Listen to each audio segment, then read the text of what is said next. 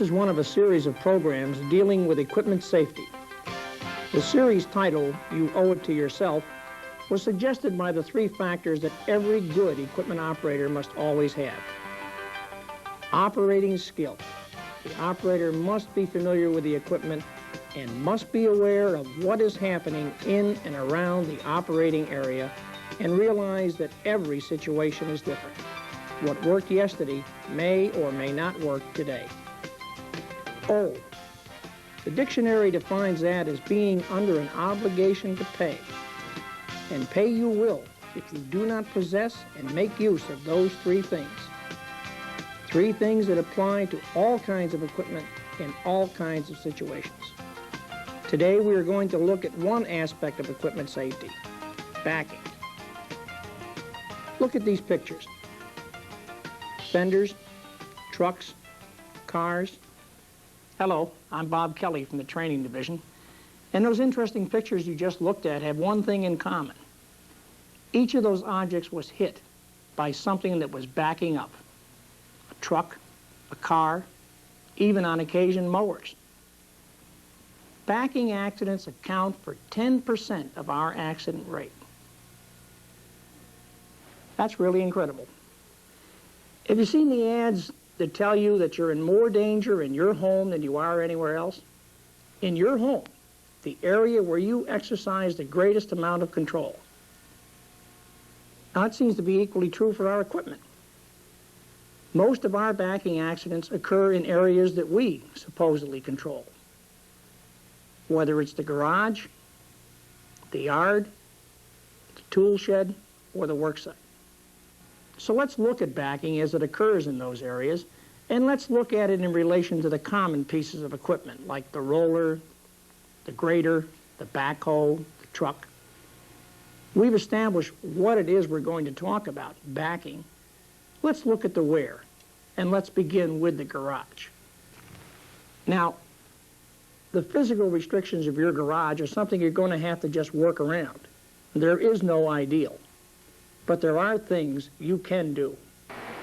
Here, the equipment manager has well-marked signs for the fire extinguishers and an easily seen sign about the wearing of hard hats. Spreaders being reconditioned for winter are up on racks and away from the normal walkways. No loose cables, tools out of the way, vehicles parked with a sufficient walkway around them, good lighting, clean floors, in short, a clean, well-run area. In fact, keeping an area clean can really contribute to safety. Having everyone involved in and aware of good housekeeping practices is a giant step toward making everyone safety conscious. Another item to remember is that physical restriction I mentioned. This particular garage has only one entrance, so vehicles leaving must, as seen here, use an outside guide to back up. A good idea in any case, and one that can help you reduce your potential for backing accidents. What has been done in this garage are efforts to reduce your chances for having a backing accident by protecting you from things that you could back into. Let's take a look at our next area, the yard. Each vehicle has an assigned spot. Even those awaiting PM are kept in the yard until the garage personnel are ready for it. Take another look at the trucks. They are backed into their assigned areas. But in the winter, they are pulled in so that they may be connected to engine heaters to help them start in cold weather. That means that in cold weather, the trucks will normally be backed out, not in. Another item you must consider and a good topic for your scheduled safety talks. The notice on the yard as to who's in charge, a person to contact when a problem or question arises.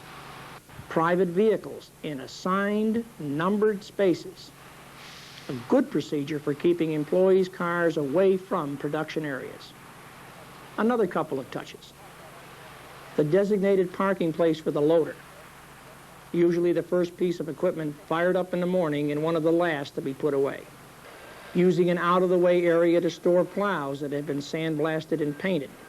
Parked up and away, an intelligent use of a small area that otherwise would not be used so wisely. Let's leave the yard And go to our next area, the tool shed. Tool sheds are usually quite smaller than the yards, but on the other hand, they have fewer pieces of equipment. You can reduce backing accidents in the tool sheds by assigning parking areas for both department and private vehicles and enforcing those assignments, creating areas where the equipment can pull in, pull out, trying to give the equipment as much maneuvering room as possible, and requiring the operator to get assistance when backing. In short, get involved. That leaves the work site. No one has to tell you how dangerous it is out there. So let's run through a common sense checklist. Is the area properly signed? Does everyone know their job? Can you prevent backing? If not, are there instructions on what to do if you must back up the equipment? Sure, not an answer to everything, but you can reduce the number of backing accidents by sort of reducing the things you could back into. Let's go back to the beginning of this program. The O in the OWE, the operating skill. Now, I know you know how to operate the piece of equipment, but there's one thing you should understand. Each piece of equipment, regardless of type, has a blind spot, an area that, short of standing on the roof, you cannot see. Here's an overhead view of the 6-ton roller. Properly seated, the operator cannot see the shaded area. That's right, that much is invisible. Ah, but you say rollers are different. How about the grader? Same thing. Here's the grader, and the shaded area outlines just what is invisible. The backhoe, one of our most versatile and used pieces of equipment. Look at the blind spot. And now to the most common piece of equipment, the truck. Whether it's a tandem, small dump, crew cab, pickup, as a minimum, you cannot see, yes, that much. When professional drivers are judged for their ability to back safely and efficiently, they are measured against 6 items. Did the operator start from a correct position to back? Make the circle of safety. Adjust and use the mirrors. Use outside guides where needed. Back smoothly, back straight. Doing those 6, along with that blind spot awareness, is what separates the professional from the amateur. So operating skill is one thing, but obviously not everything. Now to the W in our title, the what is happening around you. This can usually be known by doing that circle of safety.